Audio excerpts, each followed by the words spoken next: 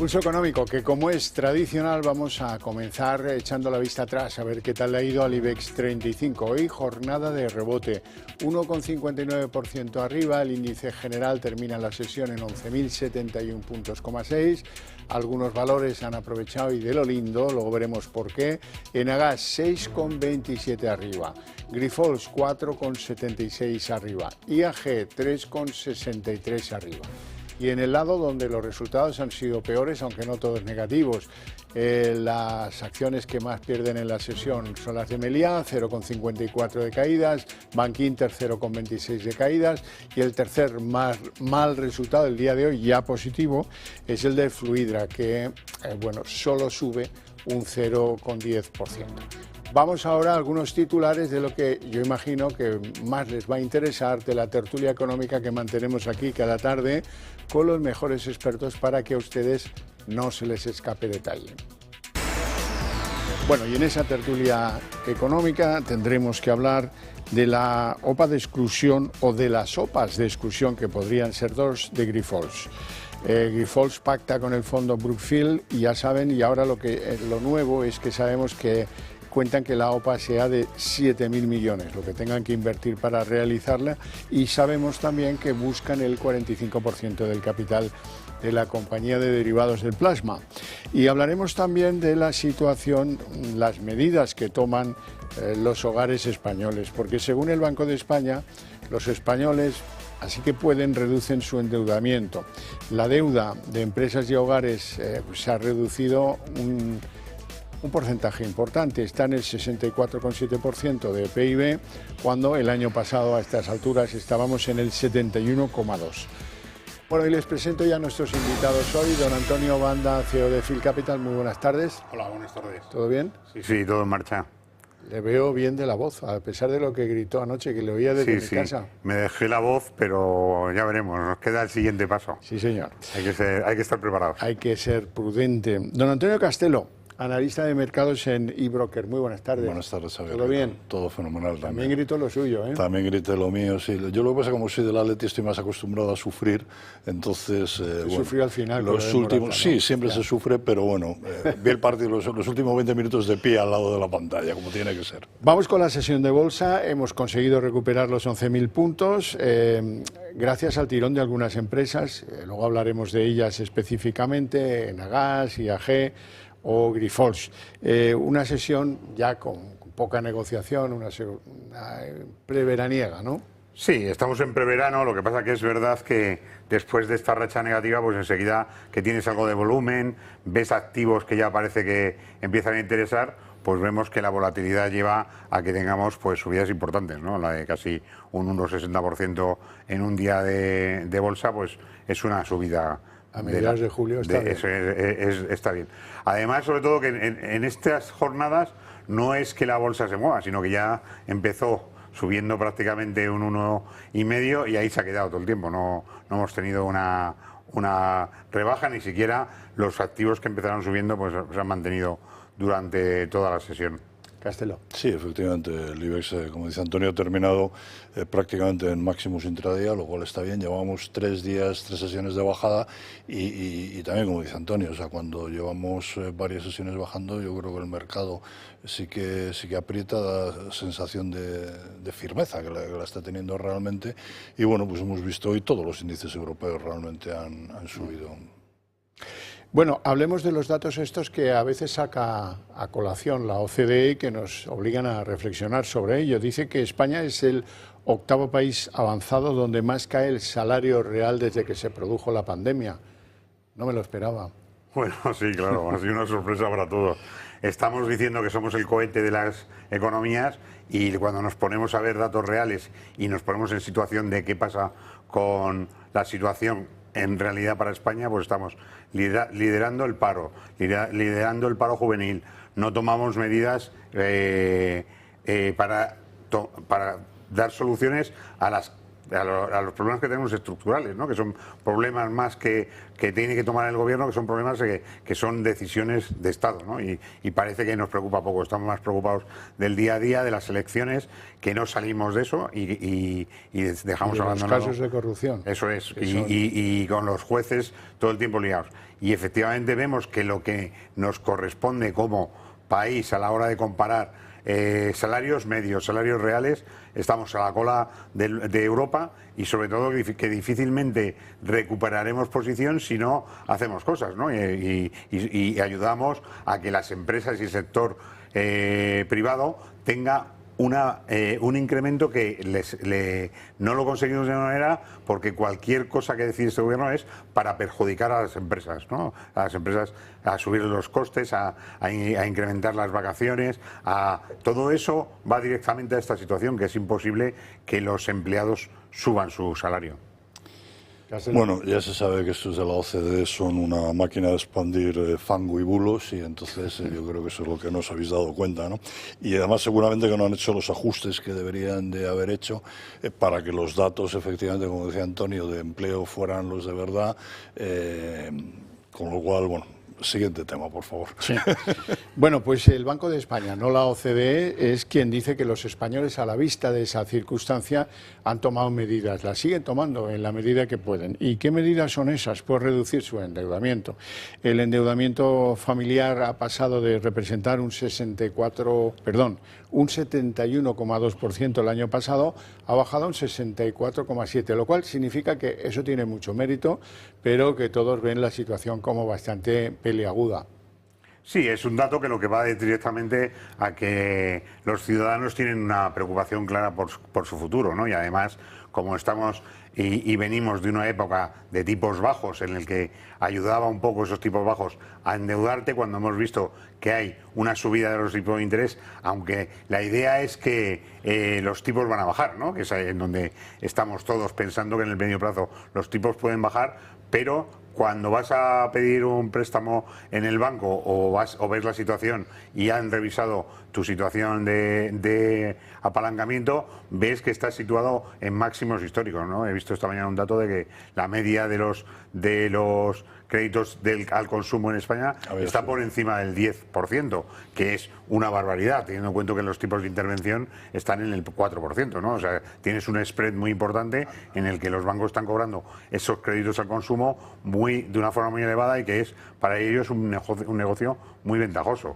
Bueno, vamos a ver, este dato es de finales del 2023, efectivamente, pero también yo aquí saco una conclusión, es que mientras que el sector privado, empresas y particulares han hecho su trabajo de desapalancamiento desde la crisis, el sector público no solamente no lo ha hecho, sino todo lo contrario, ¿no? Y esto yo creo que es algo importante que hay que ver. Pero efectivamente, como decía Javier, yo efectivamente he visto ese dato esta mañana también y ha llamado un poquito la atención porque ya empieza a haber gente que está pidiendo créditos al consumo para quizás tapar los agujeros de final de mes. Y eso es peligroso, es verdad que, bueno, pues en un entorno en el que podemos pensar que los tipos de interés están contenidos o incluso van a bajar, bueno, pero ojo con este dato que es un poquito más peligroso. Pero sí, o sea, la conclusión es esa, las empresas han hecho su trabajo, se han desapalancado y los particulares también lo han hecho. Quien no lo ha hecho es el sector público. Bueno, ya saben que andamos a vueltas sobre quién paga la reducción de jornada laboral. Antonio Garamendi, el presidente de la COE, hoy decía algo que es bastante sensato.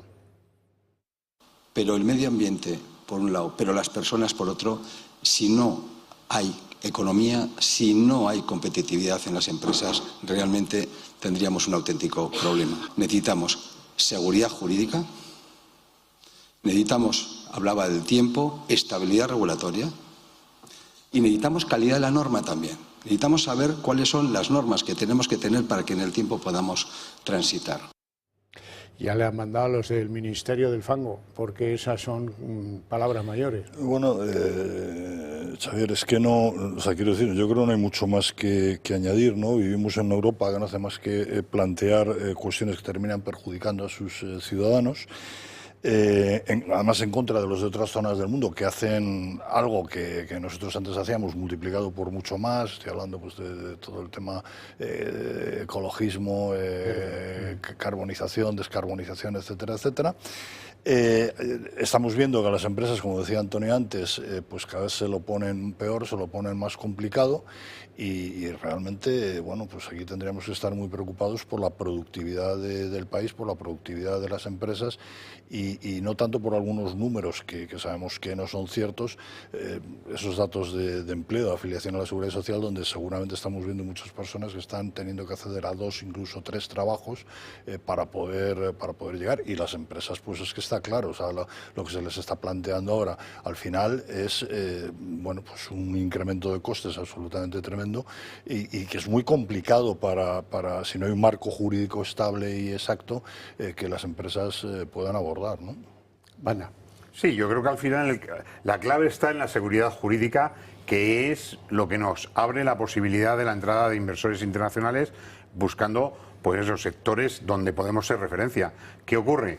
Que claramente este gobierno tiene de todo menos seguridad jurídica. O sea, está emitiendo normas que va a beneficiar a los propios políticos. Eso parece que en nuestro entorno, pues bueno, es algo de juego político, pero cuando viene alguien de fuera y ve una situación en la que los propios políticos se benefician a los políticos, eso desde luego para los grandes inversores lo ven como una gran penalización y difícilmente toman posiciones en países que hacen esto, ¿no? Entonces, la clave de toda la inversión internacional está basada en la seguridad jurídica y también lo ha dicho Garamendi un poco en el largo plazo, es decir, cosas que no te cambien, o sea, tienes que tener un entorno en el que te permite, cuando vas a hacer inversiones de modelos en renovables, son inversiones que van a más de 30 o 40 años. Pues si no tienes garantizada seguridad jurídica y como lo vemos, seguimos metido el gobierno español en muchas luchas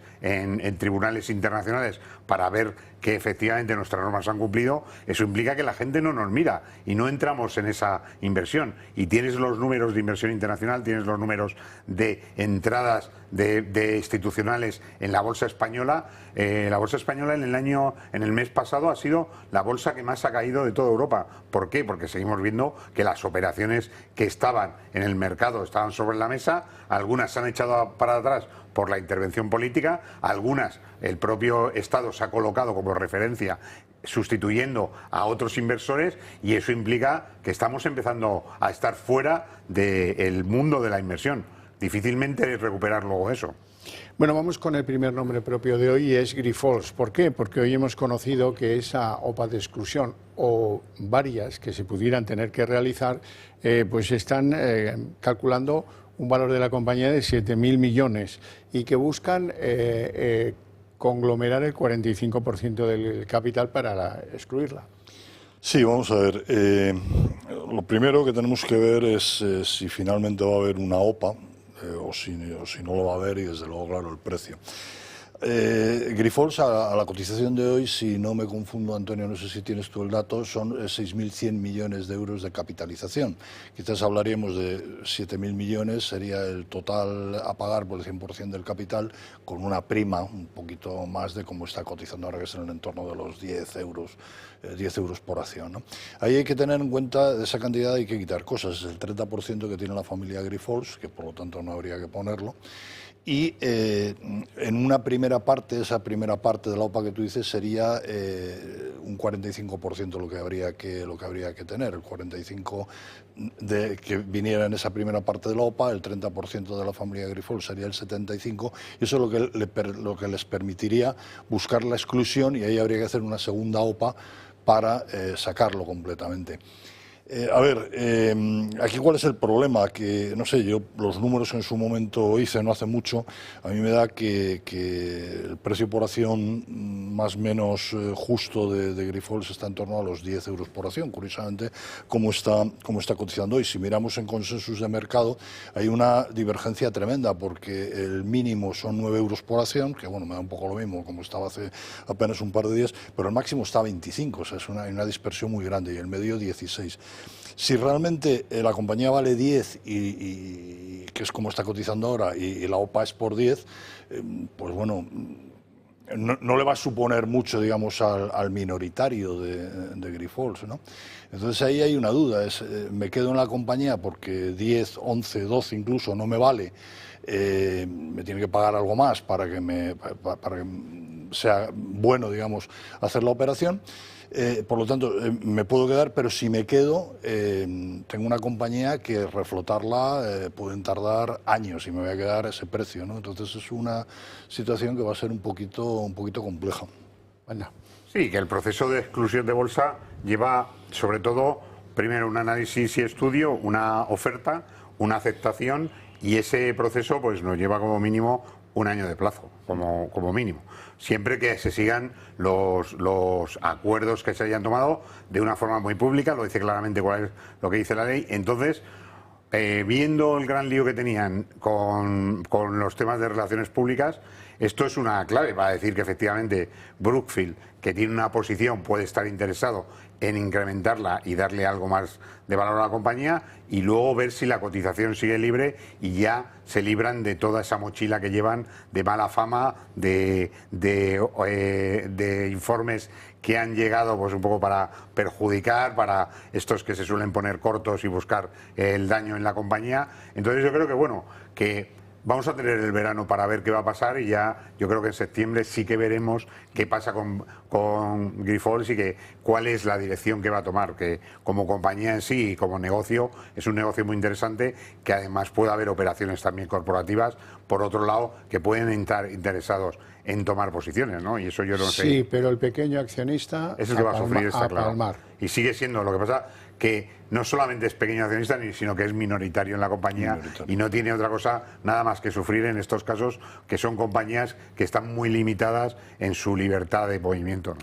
Vamos a hablar de otro caso extraño, Enagas. Enagas ha decidido abandonar sus negocios en Estados Unidos. De hecho, vende el 30% de Tallgrass a Blackstone por 1.000 millones, con minusvalías de 360 millones.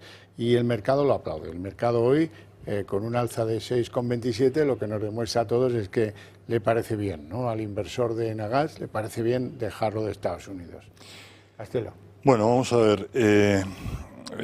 Yo creo que la operación, que no es buena desde el punto de vista de la pérdida de 360 millones, entra dentro de la estrategia de Enagas, que es abandonar todo lo que estuviera fuera de Europa para centrarse en Europa en todas las inversiones relacionadas con hidrógeno verde. Entonces, ellos tienen un programa de 7.000 millones de euros hasta el año 2030 de inversión. Aquí captan 100, es verdad que han perdido sus 360, pero de alguna manera los han recuperado vía beneficios que han ido teniendo durante todos estos años. O sea, quedaría neutro para la contabilidad de la sociedad. Con esos 1.000 millones están consiguiendo una parte importante para tapar vencimientos que tienen a 2025.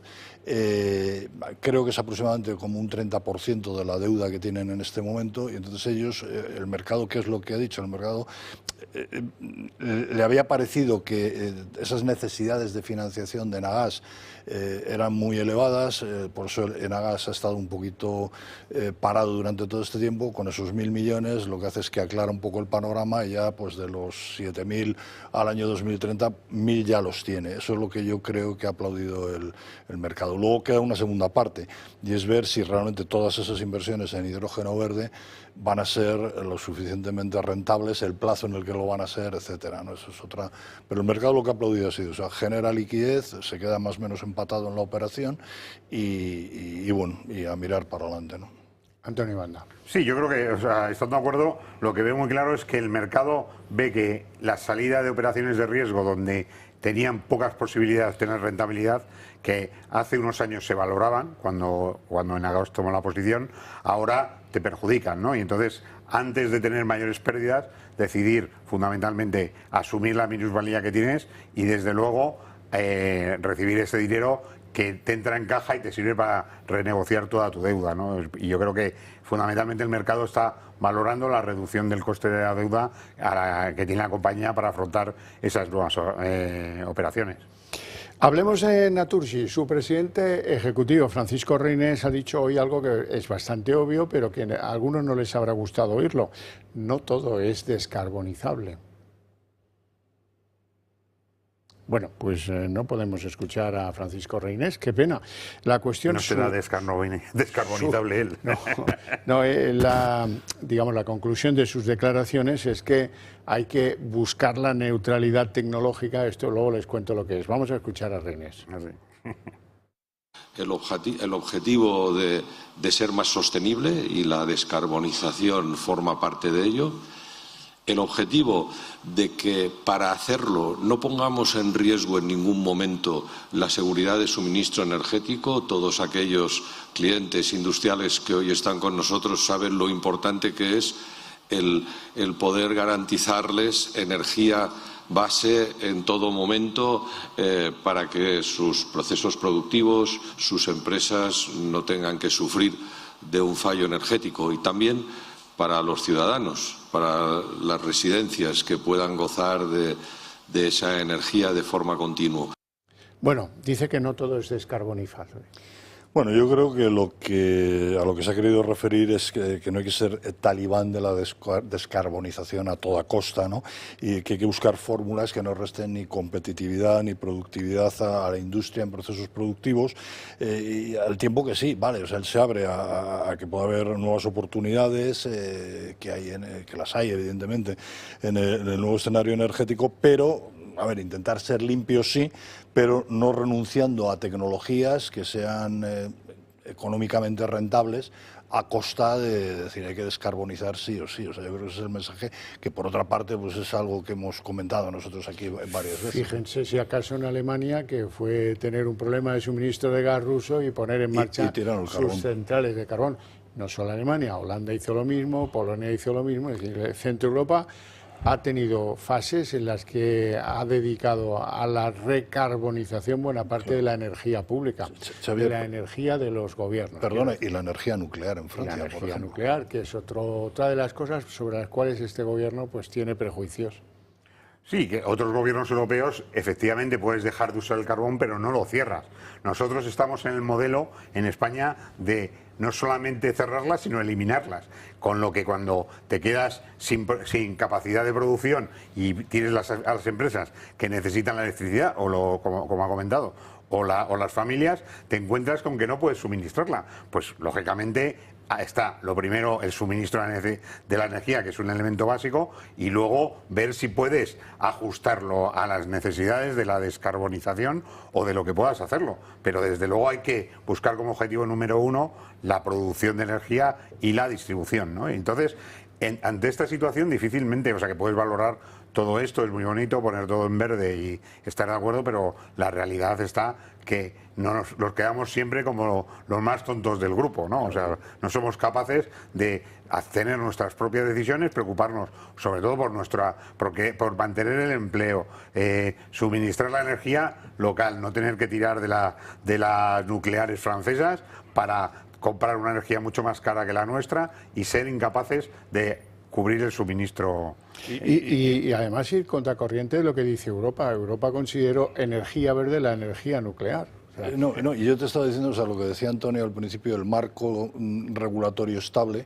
Si os acordáis, hace años el gas natural era una energía limpia. Ahora otra vez, bueno, han vuelto a hacer la vista gorda, pero también hace un par de años o tres dijeron, no, el gas natural va fuera con todas las energías derivadas del petróleo, ¿no? Y esto es una auténtica barbaridad. Una empresa como Naturgy, precisamente, que lo que en su momento hacía y buena parte de su negocio es el gas natural, pues de repente te paran.